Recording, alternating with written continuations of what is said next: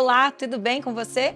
Durante o mês de março estamos com uma campanha muito importante, é o Dia Mundial do Rim. E como de costume, nós da Nefroclass temos o compromisso de divulgar e promover a conscientização sobre esse assunto. Para nos falar um pouco da importância do diagnóstico e o tratamento das doenças renais, nós convidamos uma pessoa muito especial para nos contar também um pouco da sua história. Ela, assim como suas irmãs, nasceu com uma doença que provocou a perda progressiva da função renal e precisou passar por processos de transplante. Hoje, ela é mãe, uma profissional muito bem-sucedida e leva uma vida normal, contribuindo ativamente para a conscientização das doenças renais crônicas e também da doação de órgãos. Eva Cristina. Oi, Eva, tudo bem com você? Olá, Débora. Conta pra gente um pouco da sua história, das suas irmãs. Bom, a minha história tem mais ou menos aí em torno de 25 anos, né? Na verdade, desde que nascemos, né, tem aí o diagnóstico não da insuficiência renal, mas da glomerulosclerose, que é a GESF. E aí foi um processo, né? A gente foi fazendo acompanhamento desde a infância até a adolescência, e aí no final da adolescência a gente começou a ter que fazer um acompanhamento mais rigoroso, com algumas restrições, e evoluímos aí para a perda da função renal no início da vida adulta, vamos dizer assim, né? Com 22 anos, eu comecei a fazer hemodiálise, minhas irmãs são gêmeas, são 2 anos mais novas, então elas tinham 20. E aí na época foi eu e a Ana Paula, uma das gêmeas, a gente começou juntas. E a Ana Maria, alguns meses depois, e aí fizemos hemodiálise por 3 anos e meio, mais ou menos, que foi quando começou todo o processo de busca dos doadores, né? Na época, minha mãe, ela era uma potencial doadora, ela tinha condições de doar, mas ela não tinha condição de escolher, né? Então, ela precisava doar e eram 3 que precisavam receber. O caso repercutiu muito e, com isso, surgiu também um trabalho, que foi um trabalho que eu acho que deu uma força, uma garra e uma fé para a família toda, né? A gente começou a parar de olhar para o próprio umbigo e olhar um pouco também em volta, prestar atenção nas pessoas que estavam passando por dificuldades até maiores. Com a repercussão na mídia, uma prima distante do meu pai, uma prima de 4º grau, reapareceu e aí queria fazer, né, o teste para compatibilidade. Meu pai sempre quis ser um doador, e ele tinha uma perda de sangue na urina, então o médico descartava a possibilidade, mas ele foi incrivelmente persistente e conseguiu refazer os exames e aquela hematúria foi, não sei como, desaparecendo, mas enfim, os exames foram, né, acontecendo e dando tudo certo.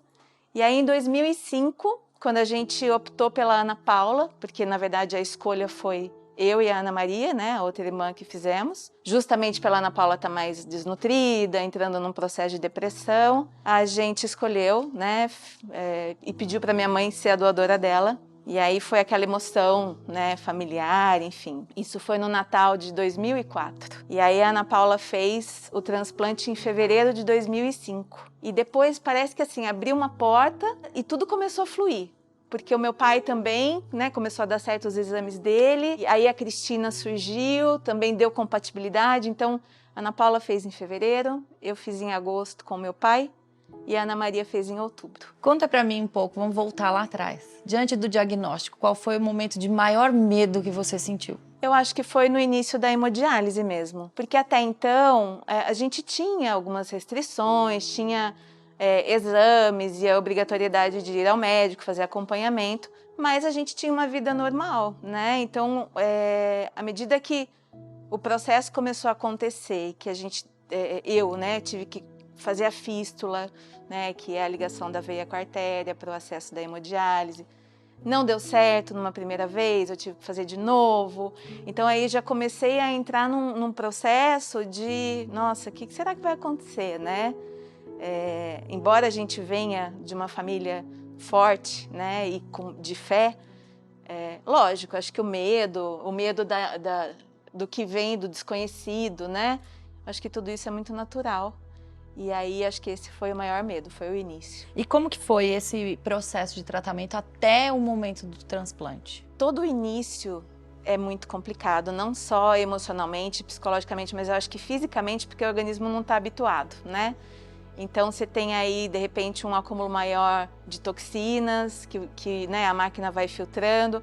Eu tive muita alteração de pressão, todo o processo de efeito colateral do tratamento em si. Então no começo eu sofri bastante. Era uma fase de um início de juventude, eu estava começando a faculdade de psicologia, era uma faculdade em período integral, então eu fazia a faculdade primeiro e depois eu ia fazer a diálise, saía de lá quase 10 horas da noite. Mas assim, tinha dia que eu não tinha condições de ir no dia seguinte, porque eu passava mal a noite toda. Então o começo foi muito complicado. Depois acho que o organismo começa a se adaptar com o processo, né? E aí é um trabalho mental, um trabalho emocional, para colocar aquele momento de vida dentro da sua rotina e fazer com que flua da melhor forma possível. E você acha que durante esse processo, o que mais fez diferença para você? A união da família, poder compartilhar com as minhas irmãs, né, essas dores, essas dúvidas, essas incertezas. A postura dos meus pais, com essa fé, com essa garra, que eu sei que não foi fácil. Hoje, mais madura, a gente entende muito melhor e a gente entende o quanto foi difícil para eles, né? Mas eu acho que isso, a força da família foi fundamental. Qual que foi o seu sentimento no dia do transplante? Nossa, foi incrível. Assim, até ontem eu estava olhando umas fotos antigas e eu tenho uma foto com meu pai no quarto do hospital, no dia antes do transplante, assim. Tava um misto de emoções. Ansiedade, medo, alegria, gratidão, tudo muito junto, sabe? A dúvida do médico na época era como era uma doença de base hereditária, ele queria esperar um tempo para ver se essa doença não tinha uma recidiva, não voltava no rim transplantado, né? E aí a gente passou esse período para poder fazer o meu em agosto. E a Ana Maria, na verdade, ela poderia ter feito logo em setembro, mas ela teve uma gastrite, teve que tratar, e aí ela fez em outubro. Então, 2005 foi um ano abençoado para nossa família. E foi incrível, assim, porque depois eu tive a oportunidade de ter uma qualidade de vida tão boa e realizar tanta coisa, né, que eu só tenho a agradecer. Recentemente você passou por outro processo, outro transplante. Conta pra mim um pouco. Então, aí eu fiquei 12 anos transplantada, né? Eu costumo dizer para o meu pai que na época que eu tive que passar por todo esse processo de tirar o rim transplantado, de voltar para a máquina de hemodiálise, foi muito sofrido, foi muito difícil e ele ficou muito triste, né? Então eu falo para ele que a gente não pode ficar triste, a gente tem que ter gratidão, porque foram 12 anos de muita vida que esse rim me proporcionou, né? De muitas realizações, de muitas coisas boas. E aí veio um processo um pouco mais longo, porque o número de anticorpos, né, ficou maior, ficou alto. E aí eu tive que fazer um tratamento para baixar durante 4 anos. A gente sabe que quem tem o painel alto, que é essa questão, demora um pouco mais para ter a compatibilidade, né? Assim, então, foram 4 anos de medicação e foi incrível porque foram 6 anos de hemodiálise e em 2019, uma pessoa abençoada, um anjo que caiu na minha vida. Eu costumo dizer que nada é por acaso, sabe, Débora? Então, assim, ela surgiu, ela é cuidadora da minha avó e essa pessoa começou a frequentar a casa dos meus pais e começou a conhecer a nossa história e conviver e de repente ver como é que eu saía, às vezes ia lá na casa dele, estava mais debilitada, tudo mais. Isso mexeu muito com ela, que ela ficava mais quietinha, mais introspectiva. E uma vez ela pegou uma reportagem nossa e começou a ler, e aí ela ficou muito pensativa, tal. Demorou um tempo e daí ela se manifestou para minha mãe e falou: olha, eu quero fazer um teste com a sua filha porque eu quero doar um rim para ela. Todos os exames que tinha que fazer, logo no dia seguinte, ela já se preparava, já fazia. Foi uma decisão cheia de propósito. Cheia de propósito e cheia de amor. Ai, não tenho o que falar assim, eu não tenho palavras para definir o que aconteceu na minha vida. Bom, o brilho dos olhos a gente vê. Como é que tá a vida hoje, depois desse processo tão importante? Ah, é outra qualidade. Né, assim, eu fico até emocionada, porque no pós-operatório, quando eles serviam as refeições, que eu estava com uma dieta liberada, Eu até falei com a minha mãe no telefone, eu falei, mãe, eu tô chorando porque eu tô podendo comer coisa que eu não comia, né? Eu tô podendo beber suco de laranja, que eu tinha medo por causa do potássio. A gente dá um valor para as coisas. Eu tô fazendo xixi, eu não fazia mais xixi, eu tô bebendo água. Então são coisas que não tem o que pague, sabe? É incrível. Eu só tenho gratidão no meu coração, só isso. Eva, que história emocionante. Obrigada por compartilhar conosco. Imagina. Inclusive, este ano, a campanha do Dia Mundial do Rim trata principalmente sobre a saúde dos rins e o exame de creatinina para todos, discutindo o acesso ao diagnóstico e ao tratamento. Eva, o diagnóstico precoce pode mudar histórias, como a gente sabe. Você acredita que hoje as informações de prevenção estão mais acessíveis? Sem sombra de dúvidas.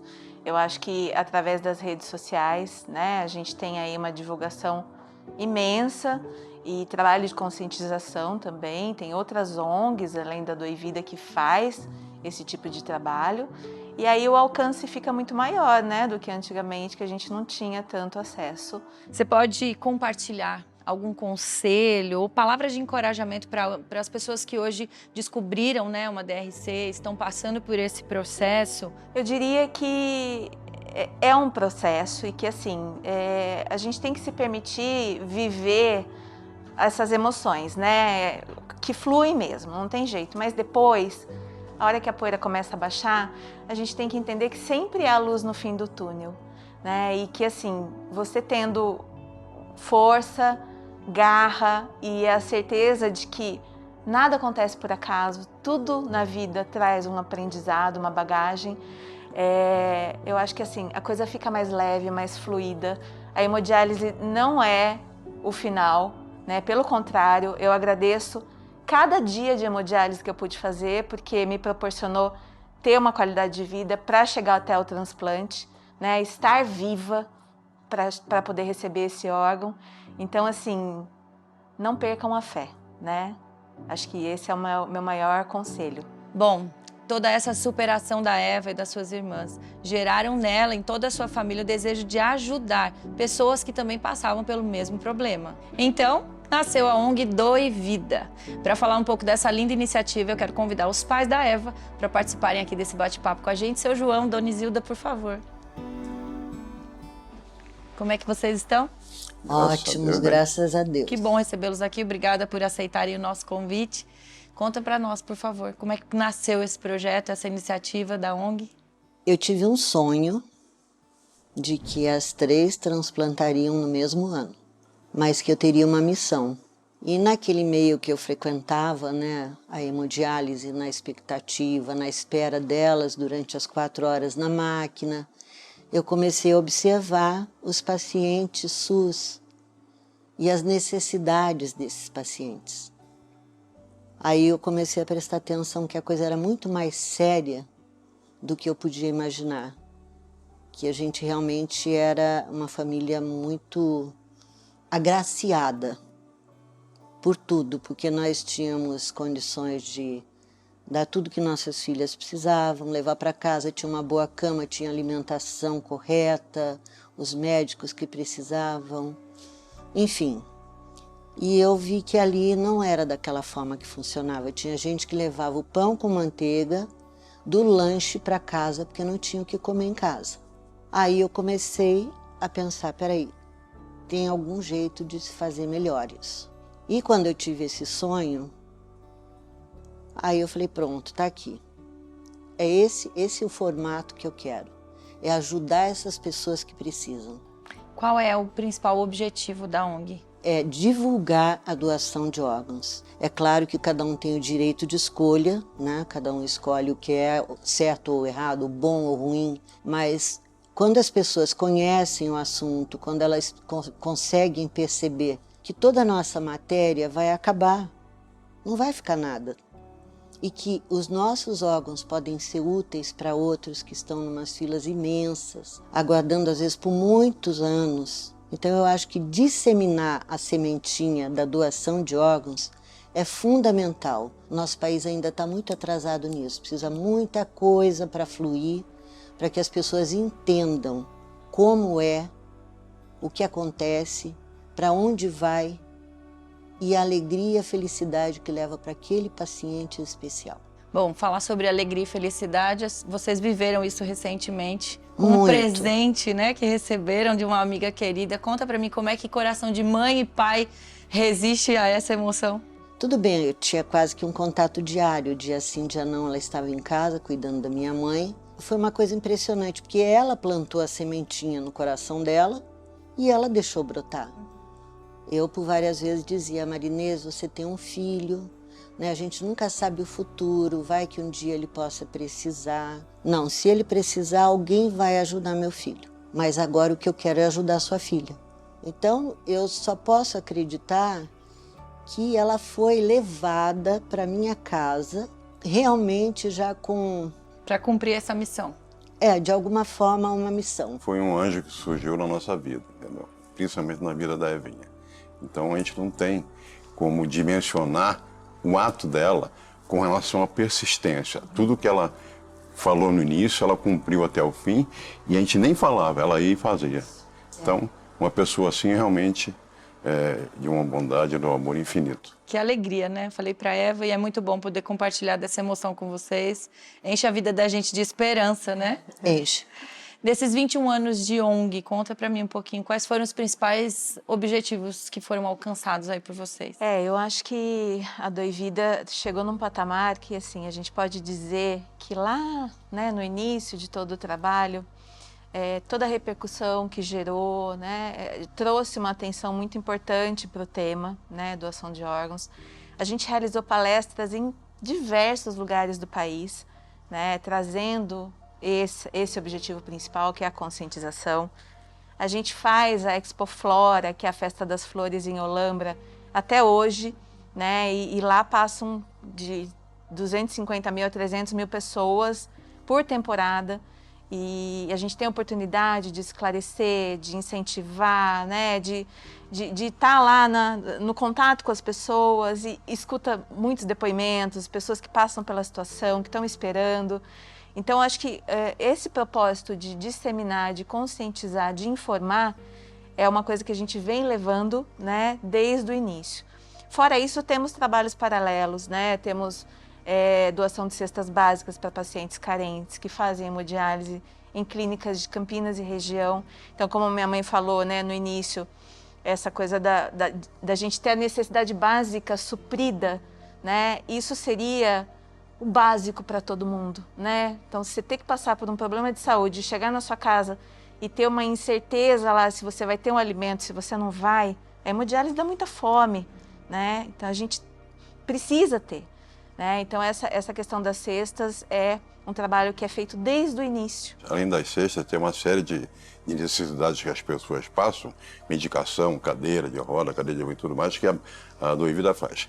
É importante ressaltar que a Doivida foi fundada em agosto de 2003, nunca contamos com nenhuma ajuda governamental. Isso. Venda de produtos patenteados da Doivida, a feira, como ela falou, a feira da Expo Flora, que é um carro-chefe de venda nosso todo ano, e a gente vai se mantendo muito bem e atendendo as pessoas que precisam. Doações esporádicas e de pessoas físicas Da população.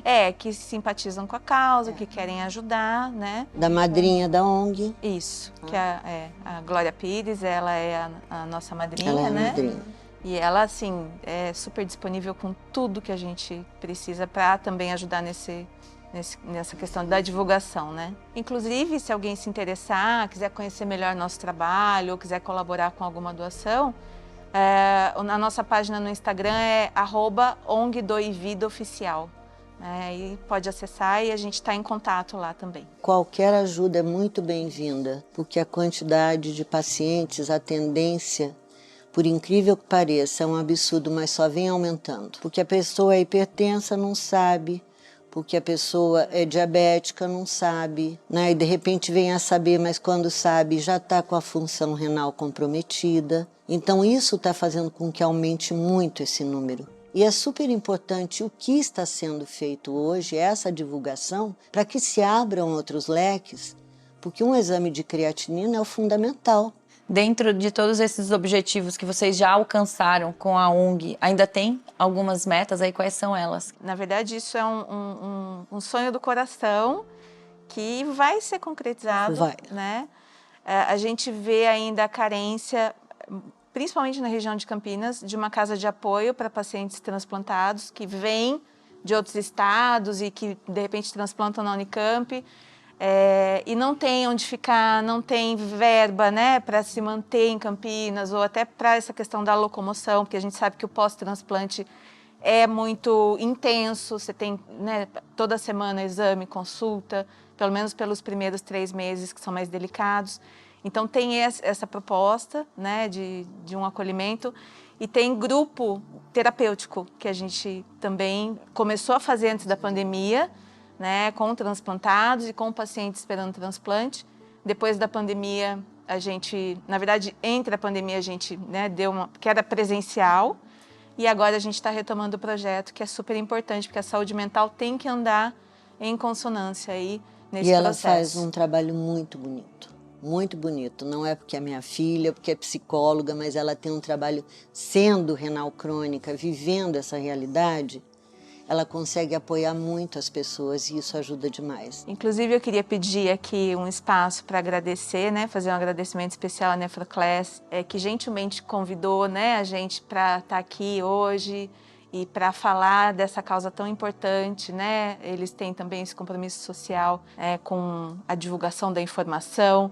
Esse dia é um marco muito importante para a gente que vive toda essa situação, né, de saúde renal, e para divulgar cada vez mais, para que as pessoas tenham acesso, né, tenham alcance a informações corretas, aos exames que são necessários, né, para detectar qualquer possível problema. Então, eu acho que esse espaço é fundamental, esse espaço de discussão, de reflexão, de histórias, de depoimentos, é fundamental. Então, a gente agradece muito toda essa oportunidade e a Nefroclass especialmente por proporcionar tudo isso. Que história linda, gente. Eu quero agradecer demais vocês por essa oportunidade de compartilhar com a gente uma história tão linda, superação, empatia. Isso é realmente algo que enche a vida da gente de esperança. E eu quero agradecer vocês. Muito obrigada. Obrigada a vocês pela oportunidade de poder esclarecer tudo Divulgar mais. Divulgar nosso trabalho. Quero agradecer você também que esteve conosco durante essa entrevista e lembrar você aí de casa, a sua saúde renal precisa de atenção. Os principais fatores de risco para a doença renal crônica são diabetes, pressão alta, obesidade, tabagismo, entre outros. Faça pelo menos uma vez ao ano o exame de urina e a dosagem de creatinina. E diante de qualquer alteração, procure imediatamente o nefrologista.